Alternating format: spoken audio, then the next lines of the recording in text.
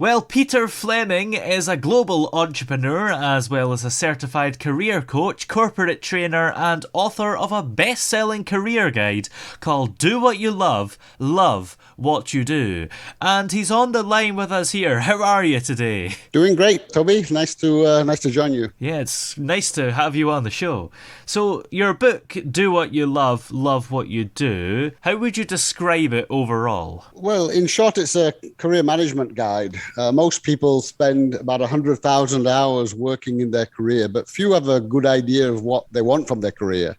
So the first part of the book has about 20 self-assessment exercises to help people define what they want from their career. And the rest of the book basically helps those who, in the majority, choose to pursue a job.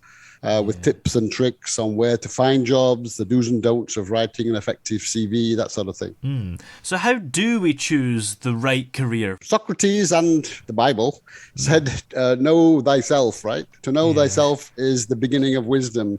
So it really needs to start there. Most people have no idea what kind of career they really want suited for, and therefore just kind of stumble into it. And I relate to that personally because I had no idea either.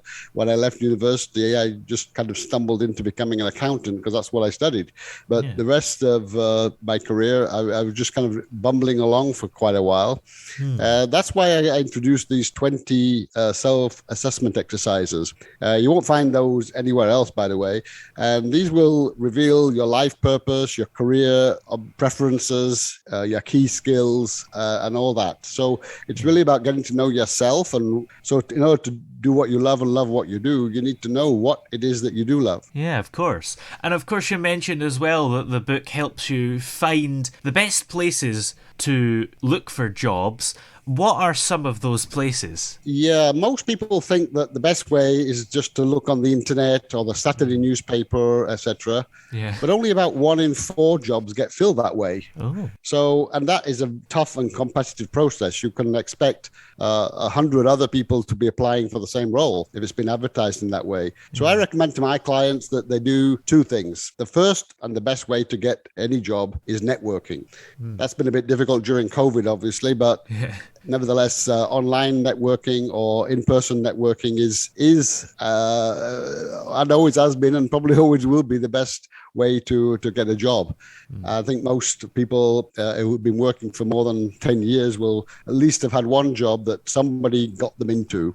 They have to they kind of skip the whole interview, not the interview process itself, but they were just like given favor in their job application. The second one is to what I call apply speculatively. That means jobs aren't advertised, but you've decided what kind of company you want to work for, what kind of role you're looking for, and you form a short list. So let's say you wanted to work as an engineer in Apple, for example, and that you've kind of set your heart on that. Well, nobody's advertising for that kind of job specifically, but I recommend to people to actually write in to those companies and those roles that you wish to go for. And I say speculative because probably you have to write maybe 100 of these to get 1 or 2 interviews because obviously there is no job. However, if you are successful in that, naturally you kind of bypass the entire process and you don't have any competition because they just haven't got anybody else applying for it in that way.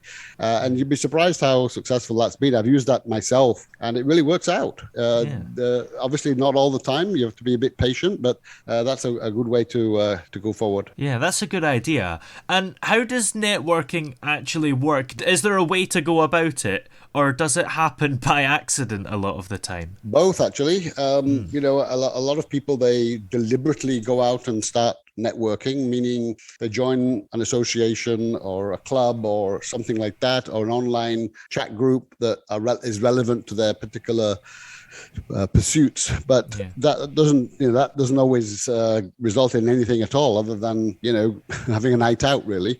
But the whole idea is to make new relationships with with relevant people. You're going there to network with a purpose. You're not going there just to exchange name cards and have a couple of beers. You're going there with a purpose to introduce yourself, announce your availability if that's what you feel is appropriate, and stay in touch. Say it was nice to meet you. I would love to stay in touch. Actually, I'm looking out for a job right now. If you do hear of anything, let me know. And this networking need not be actually going out to an event. It could be networking with people you've worked with in the past, your former boss, your former subordinates, your former colleagues, or anybody from school, or whatever, your football club or whatever it is. Just getting to know and getting to put the word out that you're looking for something. This is what you're looking for, and if they have anything that can help you, that'd be much appreciated. And I think people do generally. Well, if they have, 9 out of 10 people will be generous enough to share something if they know something. A lot of people won't have anything, but every time you share the information, then of course you've got more chances to be successful. And when you're applying for a job in the traditional way, how do you actually make your CV stand out from all the hundreds of others that are applying for the same job? Yeah, that's always a good question. I think there's a few mistakes that people make.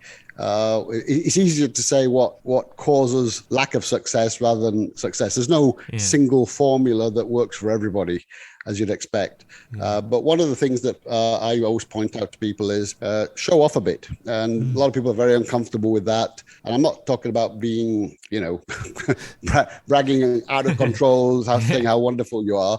But don't be shy either. If you've accomplished something which is unusual in your line of work, tell people you've accomplished that. I use an approach called the PSI approach, which is to describe accomplishments in this way.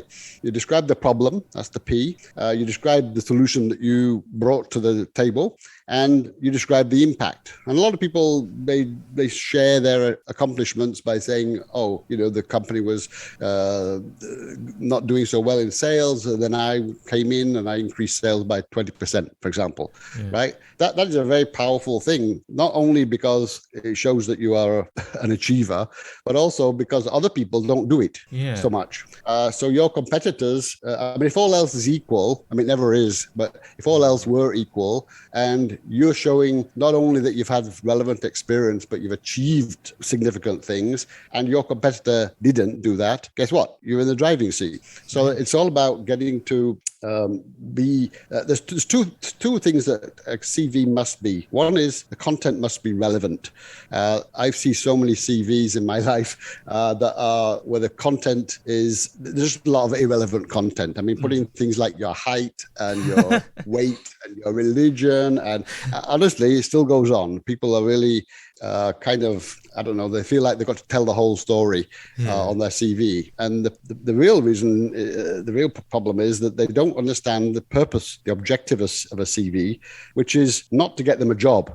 What did he say? Yeah, it's not to get the job, it's to get the interview. Yeah. The second objective of the CV is not only to get the interview, but to set the agenda for the interview so that when you are having the interview, you are able to be influential and have them talk about the issues that you want to talk about and not talk about other things that you probably don't want to talk about. Yeah.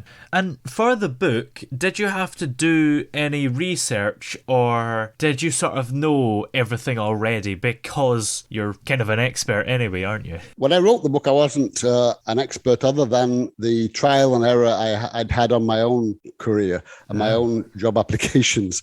So I did do a lot of research. I looked at loads and loads and hundreds of CVs, other people's CVs.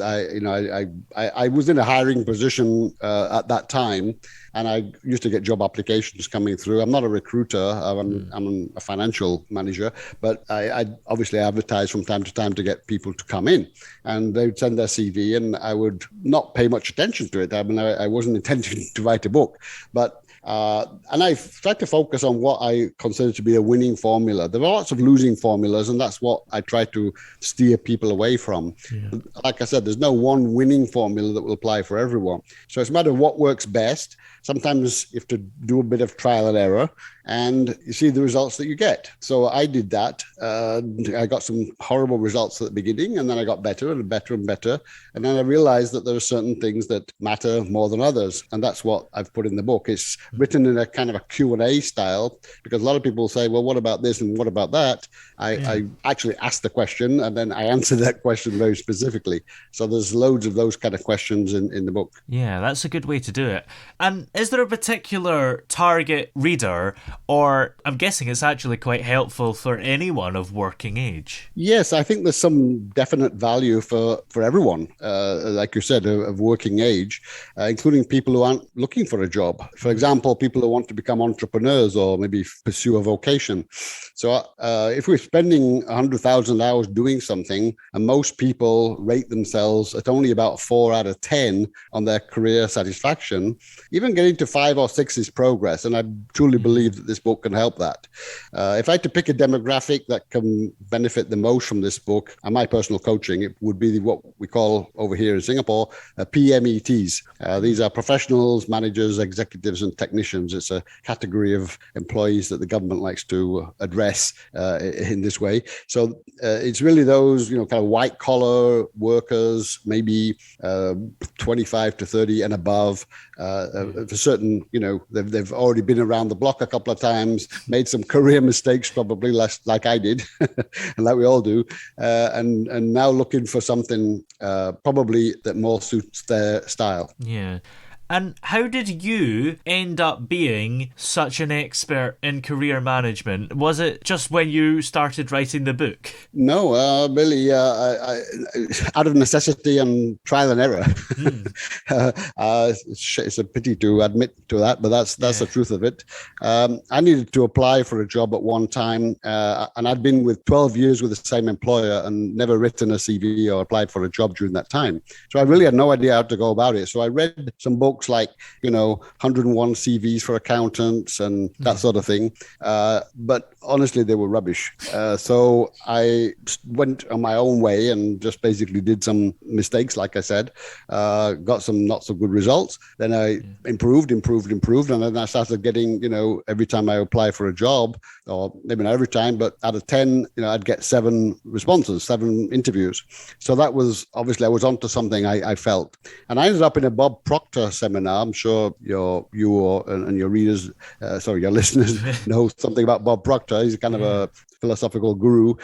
So he inspired me in this seminar to write a book about that specific experience. And he said, I'm sure you can benefit a lot of people. I said, well, yeah, probably can. And that's what got me going to writing the book. So I had to do a lot of research. Obviously, writing books different to just talking for a few minutes about a topic.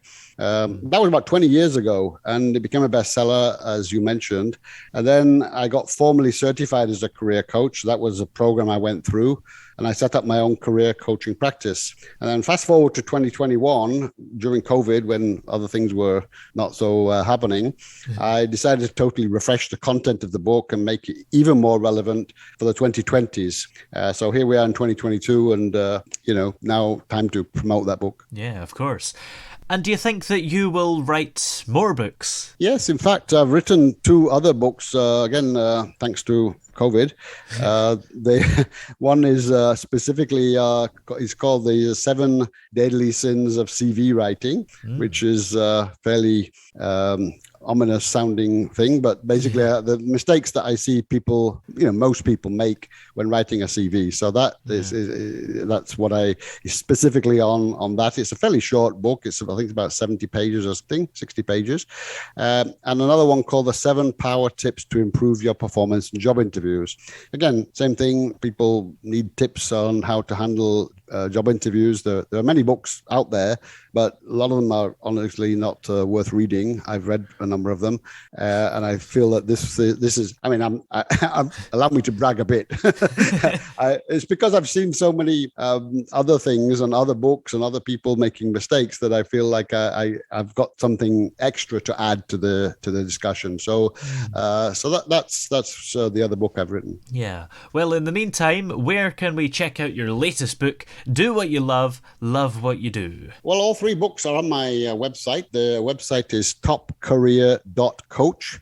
It's not topcareercoach.com or anything like that. It's topcareer.coach /books. So all 3 books are right there. Excellent. Well, many thanks for joining us on the show today. It's been very interesting to talk to you. Thank you, Toby. I really appreciate your time, and it's been fun, and thanks a lot.